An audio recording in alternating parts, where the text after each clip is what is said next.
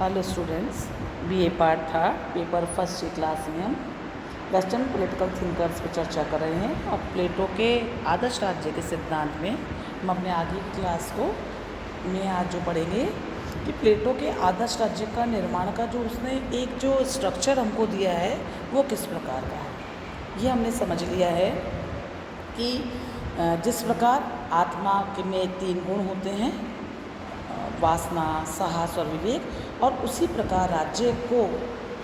उत्पत्ति भी 3 तत्वों के आधार पर ही हुई है, जिसमें पहला तत्व जो वासना या शुद्धा से संबंधित है, जिसको आर्थिक तत्व की संज्ञा देता है।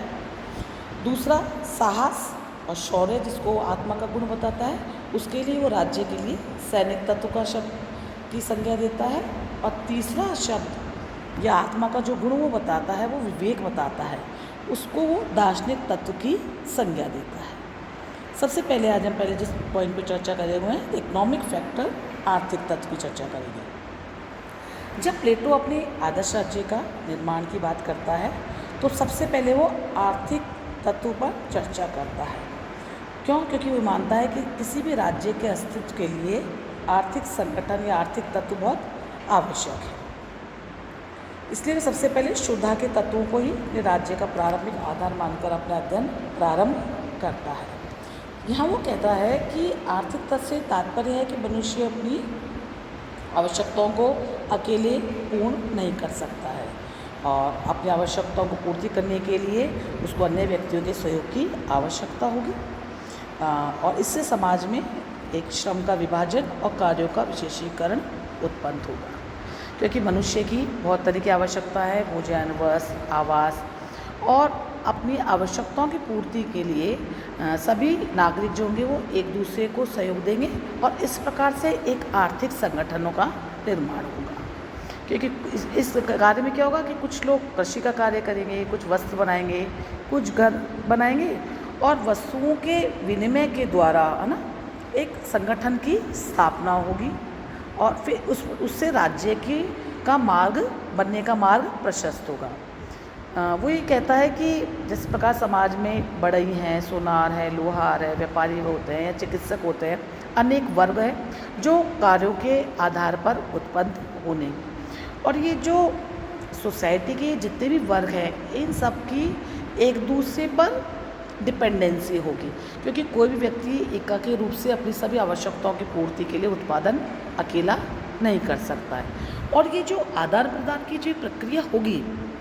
ये ही समाज का आधार होगी और इसी पे सारा सामाजिक जो ताना बाना है या उसका पूरा सामाजिक जीवन है वो टिका हुआ होगा। क्यों? क्योंकि इसको इस तरह से समझाता है कि जब डिवीज़न ऑफ लेबर हो जाएगा और विशेषीकरण इससे आएगा तो जो व्यक्ति जिस कार्य को करता है, क्योंकि जिस कार्य में उसकी रुचि होगी उसी कार्य को करेगा, और जब वो एक ही कार्य को करने लगेगा तो उसमें उसकी अधिक योग्यता का विकास होगा। तो इससे सोसाइटी के अंदर वन मैन और वन जॉब का सिद्धांत प्रसारित हो जाएगा। और प्लेटो का इस संबंध में मानना है कि जो आदर्श राज्य की स्थापना के लिए ये बहुत आवश्यक है कि सभी जो भी समाज के सोसाइटी के जितने भी वर्ग हों वो अपनी आवश्यकताओं की पूर्ति के लिए या सेवाओं की सर्विसेज के लिए एक आदान प्रदान की व्यवस्था को बनाएं। यहाँ वो ये कहता है कि राज्य को वो एक जैविक इकाई मान रहा है कि जिस प्रकार आत्मा के 3 गुण हैं उसी प्रकार राज्य के भी 3 तत्व उससे बता दिए। तो वो कह रहा है कि जब राज्य एक जैविक इकाई है, यहाँ प्रत्येक व्यक्ति अपना काम ठीक ढंग से करे, दूसरी बात उसको योग्यता के साथ करे, तो इससे सोसाइटी के अंदर एक जस्ट सोसाइटी की स्थापना हो जाएगी। क्योंकि न्याय भावना के अनुसार जब प्रत्येक व्यक्ति कार्य करेंगे तो सोसाइटी एक जस्ट सोसाइटी के रूप में सामने आएगी। प्लेटो के शब्दों में हम इसको ऐसे भी कह सकते हैं कि प्रत्येक व्यक्ति अपनी प्रकृति या अपनी योग्यता के अनुकूल एक ही कार्य में लगाया जाए, यानी कि प्रत्येक व्यक्ति एक ही व्यवसाय करे, अनेक कार्य न करे। इससे सारा नगर राज्य एकता के सूत्र में बन जाएगा और प्रत्येक व्यक्ति जिस कार्य में योग्य या दक्ष होगा उस कार्य को अच्छे से करेगा। तो इससे 2 बातें होगी, कार्य भी स्पेशलाइज तरीके से होगा, विशेषीकृत रूप से मिलेगा, और इससे कार्य व विभाजन का जो सिद्धांत है कि सभी लोग अपने अपने कार्यों को करेंगे, इससे सोसाइटी के अंदर कोई भी विघटनकारी व्यवस्था नहीं होगी, सब लोग इससे समाज के अंदर एकता स्थापित होगी। तो पहला तत्व जो हमने देखा कि प्लेटो के आदर्श राज्य में आर्थिक तत्व इम्पोर्टेंट है। दूसरा तत्व जिसको वो मानता है, जिसको वो सैनिक तत्व मानता है। अब आर्थिक तत्व राज्य के संगठन का महत्वपूर्ण आधार है, लेकिन ये भी हम जानते हैं कि जैसे जैसे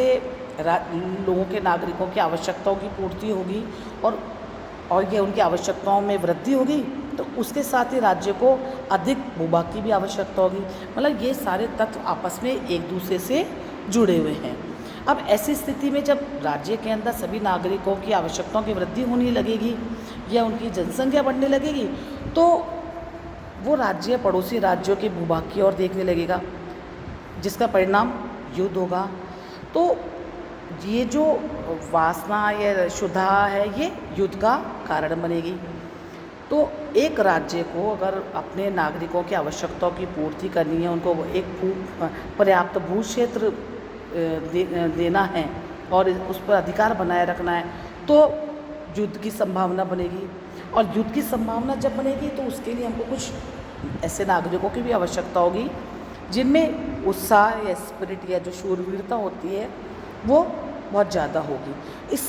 इस प्रकार राज्यों में एक सैनिक वर्ग का आविर्भाव होगा जिसको युद्ध करना बहुत अच्छा लगता है। और ये एक ऐसा वर्ग होता है जिसको अपने सोसाइटी से भी प्यार होता है, वो उससे प्रेम करता है सोसाइटी से, और उसकी रक्षा के लिए वो हमेशा तत्पर रहता है। यहाँ एक बात और हो सकती है कि विशेषीकरण का जो सिद्धांत है प्लेटो का, कि जिन व्यक्तियों में, जिन नागरिकों के अंदर शौर्य या उत्साह हो, शूरता हो, है ना, शूरवीरता के गुण हो, वो उस कार्य को विशेषीकरण के आधार पर करेंगे, तो अपने आप ही राज्य में एक सैनिक दल बन जाएगा जो राज्य की भी रक्षा करेगा और दूसरा राज्य के प्रदेश का जो स्थिति दल का विचार, जो विस्तार का जो विचार है उसको आगे बढ़ाएगा। तो प्लेटो का यहाँ पे मानना है कि अब सैनिक वर्ग में कौन से लोग लिए जाएंगे, वो ऐसे लोग लिए जाएंगे जो युद्ध में भी रुचि रखते हो और जिनमें उत्साही भी हो, और यहाँ उनके लिए वो प्रशिक्षण की भी व्यवस्था करता है। तो दूसरी बात हम देखते हैं जो हमारे पहले ही पॉइंट से जुड़ी हुई है कि आर्थिक तत्व जब क्षुधा और आवश्यकताओं की जब बात होगी तो उससे दूसरी बात यह आएगी कि ऐसे जगह में हमको सैनिक तत्व की आवश्यकता होगी, क्योंकि जब राज्य का भूभाग बढ़ने लगेगा तो उसकी सेफ्टी, सिक्योरिटी और उसके एक्सपेंशन के लिए हमको सैनिकों की भी ज़रूरत पड़ेगी। तीसरी बात यहाँ पे प्लेटो अपने आदर्श राज्य के निर्माण में बात करता है दार्शनिक तत्व की, कि उसके राज्य निर्माण का तीसरा आधार दार्शनिक तत्व है, जो हमको भी मालूम है विवेक या बुद्धि से संबंधित है। प्लेटो का मानना है कि ये जो सैनिक वर्ग था, जो दूसरे तत्व की जमानी, उसमें विवेक भी मिलता है, या जिनके अंदर विवेक की प्रधानता है उनमें सैनिक शौर्य तक की भी तत्व भी प्रधानता होती है। और यहाँ पे ये जो हमको कह सकते हैं कि यहाँ पे संरक्षक वर्ग जो है ये दो प्रकार का मान लिया हमने, जिसमें सैनिक वर्ग भी होगा और दार्शनिक वर्ग भी होगा। यहाँ प्लेटो कह रहा है कि जो विवेक जिनके अंदर है वो राज्य के सबसे महत्वपूर्ण तत्व मान रहा है वो उसको, क्योंकि कि जो विवेक संपन्न जो नागरिक होंगे या जो दार्शनिक होंगे वो बहुत लिमिटेड होंगे, क्योंकि ये सबके अंदर विवेक नहीं हो सकता। तो इस प्रकार से समूचा राष्ट्र दार्शनिकों का राष्ट्र नहीं हो सकता, और दार्शनिकों के लिए उन्होंने एक पूरी शिक्षा योजना उसने स्थापित कर रखी है। प्लेटो यहाँ पे कहता है कि ये जो दार्शनिक शासक हैं इनके अंदर न्याय और संयम का गुण होना चाहिए। अब वो कहता है कि इन दो गुणों से क्या होगा कि पहली बात कि विवेक से व्यक्ति को ज्ञान प्राप्त होगा और ज्ञान होगा,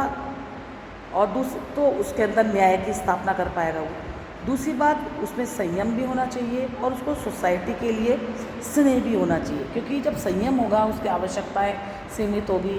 उसके पास अपनी परिवार नहीं होगा, उसके पास अपनी संपत्ति नहीं होगी, तो जितने भी प्रजा या जो भी नागरिक होंगे उन सब के लिए उसके अंदर स्नेह का गुण होगा। तो ये जो फिलोसोफर किंग होंगे, जो दार्शनिक राजा हैं,